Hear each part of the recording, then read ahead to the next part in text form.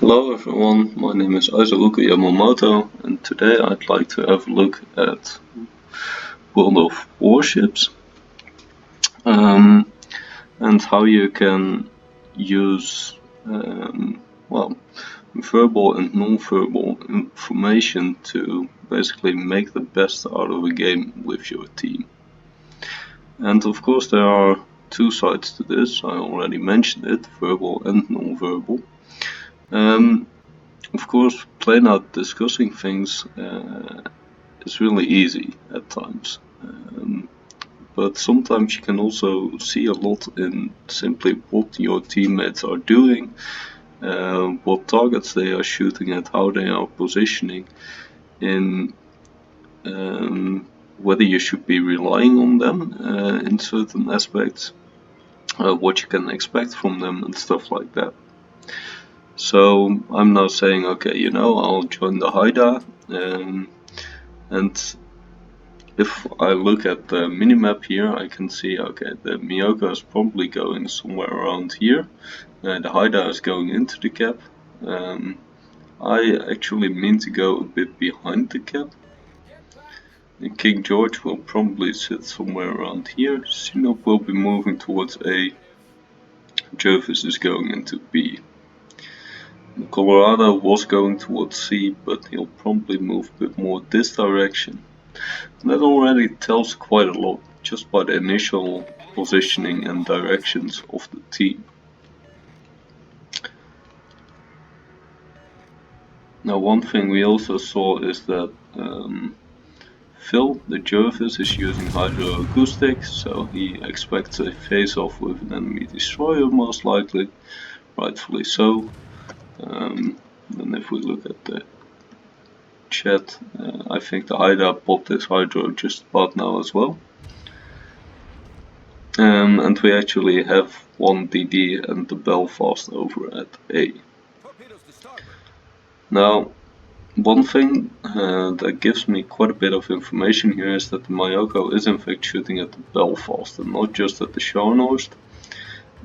Sometimes cruisers will pick the easy target, the cruisers, but if they are shooting for harder to hit cruisers or destroyers, they can be really useful to have a look at. Meanwhile, the Colorado is trying to blind the Belfast, and again, that provides me with this information that the Colorado also wants this Belfast to go. That doesn't necessarily mean that this Belfast is actually going to die straight away, but it does give some information that the team does focus in. Now, our destroyers both aren't doing that great at the moment, but yeah, I'm still full HP, haven't had any confrontation yet. The Haida does manage to take the A cap, so that's nice. Yeah, and right now there's not too much I myself can do here. Simply because of this Belfast. If I try and push in on through A, I am definitely going to be slaughtered by this Belfast. What I can do, however, is this Nagato is pretty much alone on the flank, and while he's not a top priority target, I am quite convinced that we can get some team focus fire on him. And then if you get him down quick enough, that would still be very good. So the Miyoko is shooting at him, I think the King George is also shooting for him. Now what's interesting is what's happening down here. The Colorado has a Bliskavika chase behind him, and the Haida is actually moving in on the Colorado, and with that on the Bliskavika as well. The Haida was really low HP, 2000, and you might argue that he should not want to be doing that, but I'm thinking the Bliskavika is probably in the smoke screen out there. Let's have a look. If we can actually see this.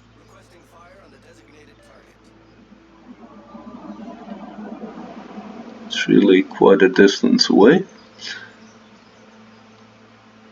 And with that, the Haida is of course shielding the Colorado from this Blitzkrieg, but in addition,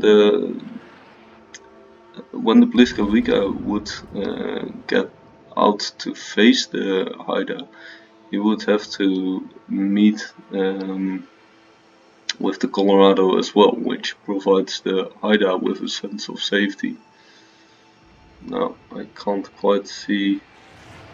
These ships are not rendered since they are outside of my view range, but we can see the Haida takes his own moving smoke screen. Blitzkrieg smokes up. Yeah, this really safeguards this Colorado. Now, back to my own position. We've taken down the Nagato, but the A-cap is being taken right now. We had this beautiful focus fire on the Nagato, and someone is capping A right now, so ideally we'd take the focus fire over to the dude that's capping A. I spot the Z39 and you can immediately see shells coming in from all sides of the map. And of course, A was being capped. You can see that simply by the indicator at the top here or at the A cap itself. It turning red means there's an enemy in there. And both I think it was the King George and the Miyoko were already aiming for the ship that was in there. So as soon as I spotted him, the rest of the team started shooting at this Z39 and we managed to take him down really quickly, and I did not even get hurt in the process. The Haida actually torpedoed the Blitzkrieg. So because this Colorado was here and the King George as well, this Blitzkrieg did not want to take this fight against the Haida, even though normally he really would have wanted to. Now the Haida is going to go around this island to go cap C, and the fact that he's going around like this tells me that he does want to go cap C. The Miyoko here going up north tells me he wants to keep putting pressure on this Belfast, and the Sinop starts moving in like this because he also wants to put this pressure on the Belfast. So what I'm doing right now is to get to the middle, so me and the King George can actually put some decent pressure on the battleships and try and simply knock those out.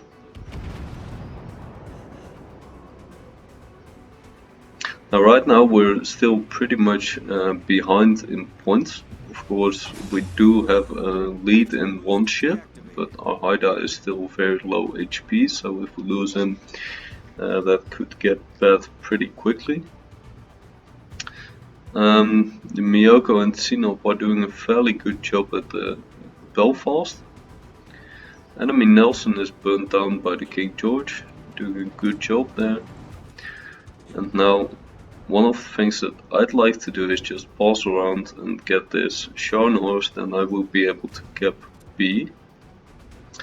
Now the Haida is actually spotted by the Akatsuki, and they got a gunfight, and I thought, okay, the Haida is probably gonna lose this, in which case the King George might be able to shoot for him, but the Haida already finishes the Akatsuki off.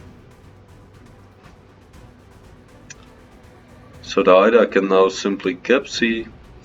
The Sinop and Miyoko as well as the King George are now focusing the Belfast together. At least I think, no, the King George was focusing the Scharnhorst, but so the Belfast is gone and I can just rush in. I'm still full HP. I can just rush in to take down the Scharnhorst. No need to play this safe at this point. I've got 2 sets of torpedoes ready, so I should be able to take out the Scharnhorst. And then I've got the King George as backup, and we can win this by points as well. So enemy Scharnhorst misses his torpedoes, and I take the kill. Beautiful battle there. So we saw a pretty nice battle in the Sims just now. And one of the things that you might be wondering is, okay, how do you how can you encourage this type of gameplay with your team?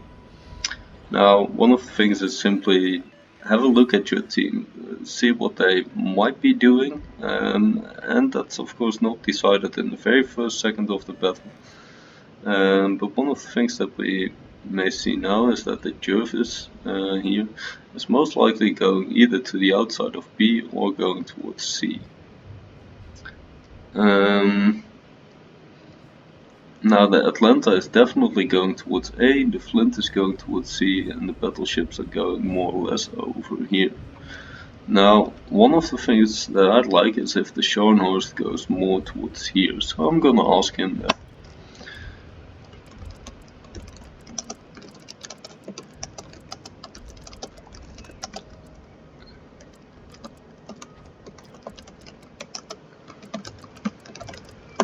And I genuinely believe that you shouldn't be afraid to ask teammates to do stuff like that, because it helps the entire team. Now it seems that the Scharnhorst thinks, yeah, but I've got torpedoes, so I want to be in the middle of the map. Yeah, I can't help that. That's his call.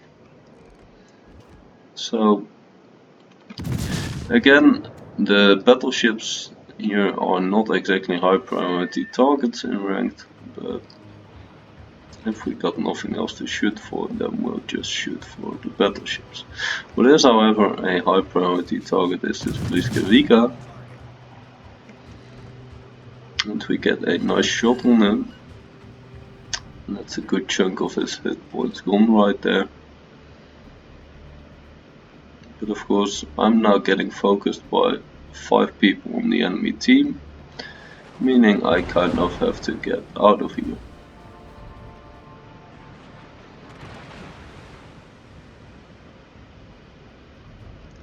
Now, the way I'm actually trying to force my team to do the same stuff that I'd like to see is just by trying to spot, shoot at the appropriate targets myself, try to reset this gap if I can. Got the reset there, that's always good. And of course by shooting I also get spotted, which I'm fine with because I can probably dodge this damage. The only thing is I'm not shooting for a bit now, even though I can hit enemies, because I want to get unspotted. That's not gonna happen, so I know that the Bliska has to be pretty close. I'm in a fairly dangerous position right now, pretty much broadside to the entire enemy team, so I'm gonna have to move out quickly. But we also know something about where the enemy Bliska is, which is probably here or here-ish.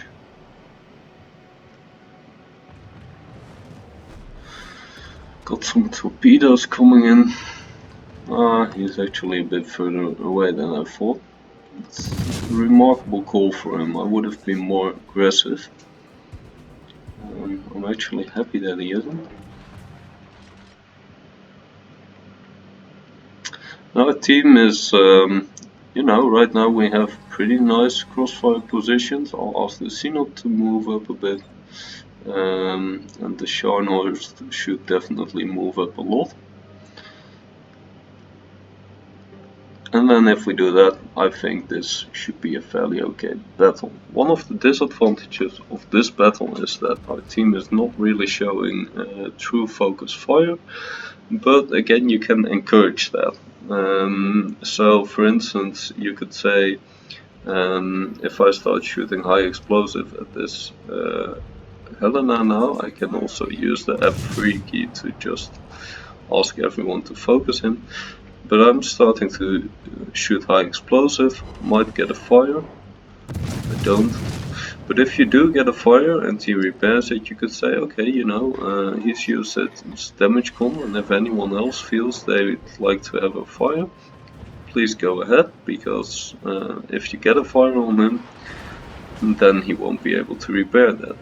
Now of course the Sinop just blasted him straight out of the water, and that's a very valid option as well. And you can see that with a bit of tweaking like this, some communication on who's gonna do what, you can get a lot done. And I'm feeling pretty solid about this battle. Shouldn't call that too early, because the Fiji is gonna blast me out of the water. But of course I can just angle against that, do some damage on the enemy Vika, and I'm probably gonna go down, but this battle is looking pretty good. So I hope these tips work for you guys. Next time I'll go over, or next time shortly, I'll go over how this actually translates to larger battles and randoms. And for now I'm just gonna leave the battle because I'm dead. See you all around. I hope you enjoyed.